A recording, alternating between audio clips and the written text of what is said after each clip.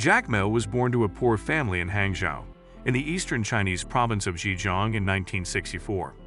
He struggled in school, and he has said during interviews that he was rejected from Harvard 10 times and repeatedly rejected for jobs. He failed his entrance exam twice before studying at the Hangzhou Teachers College. He graduated in 1988 and continued to teach English there for several years. Jack Ma described his ascent to one of China's most prominent tech tycoons as a Hollywood story during an interview with the New York Times in 2005. He told the outlet that he traveled to California in 1995 to help collect a debt that an American businessman owed to a Chinese firm.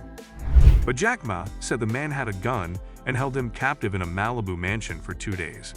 He'd escaped after promising the businessman he would become his partner in an internet venture. Jack Ma did not contact the man again, but he asked friends in Seattle about the internet, according to the Times. Invigorated by the technology, Jack Ma returned to China, where the internet was still virtually unknown. "The day we got connected to the web, I invited friends and TV people over to my house," he told the Times. "We waited 3.5 hours and got half a page. We drank, watched TV and played cards, waiting. But I was so proud. I proved the internet existed." Building Alibaba. He quit teaching and borrowed a couple $1,000s to launch China Pages, one of the country's first commercial websites. When that venture failed, he scraped together roughly $60,000 from friends and investors and co-founded Alibaba.com as a business-to-business marketplace in 1999. It attracted backing from giants like Goldman Sachs and SoftBank. The company survived the dot-com crash in 2000, and a couple of years later Alibaba started turning a profit. Alibaba spawned Taobao, an eBay-like bartering marketplace, in 2003. It was a breakout success. Yahoo, then a tech powerhouse, purchased a large stake in Alibaba in 2005 in a deal valued at $4 billion that also gave Alibaba control over Yahoo's operations in China. Over the next decade, Alibaba amassed millions more customers and is credited with helping to change Chinese society by giving working-class people access to online commerce and creating a flood of new jobs.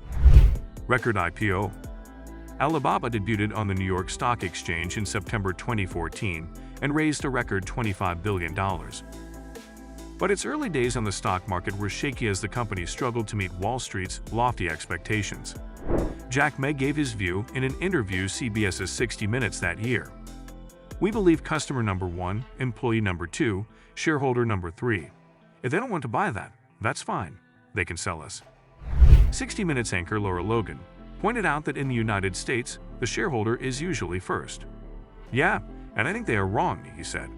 "The shareholder, good, I respect them. But they're the third. Because you take care of the customer, take care of the employees, shareholder will be taken care of." Jack Ma later expressed regret about the IPO. "If I had another life, I would keep my company private," he said in a 2015 speech. Love them, don't marry them. Like other Chinese tech giants that have emerged over the past 2 decades, Alibaba has had to navigate an economy over which China's ruling Communist Party looms large. Jack Ma told 60 Minutes that Alibaba works with Chinese authorities when it comes to issues of national security. But he said he still sought to keep the government at arm's length. His policy was to never ever do business with government, he said. Love them, don't marry them.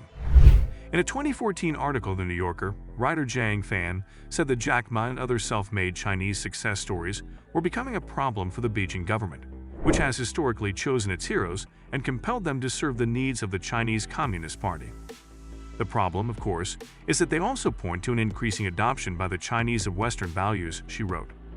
But Alibaba has played by Beijing's rules, allowing it to continue to grow strongly despite the Chinese government's tightening grip on the internet under President Xi Jinping. Jack Ma has served as an advocate for the Communist Party, accompanying Xi on foreign visits and praising his policies. Looking forward, Jack Ma, who is worth around $40 billion, has remained the face of Alibaba. But he began gradually relinquishing control of the company years ago. He stepped down as CEO in 2013, retaining the role of executive chairman. Daniel Zhang is the current CEO. But Clark, the biographer, said that he doesn't think Jack Ma will ever fully sever ties with the company. Jack has such a following and moral standing at the company, it doesn't really matter what title he has, he said. Jack Ma holds a more than 6% stake in Alibaba, and the company's governance structure gives him and other partners firm control of the board. He told Bloomberg TV earlier this week he wants to return to teaching someday. "This is something I think I can do much better than being CEO of Alibaba," he said.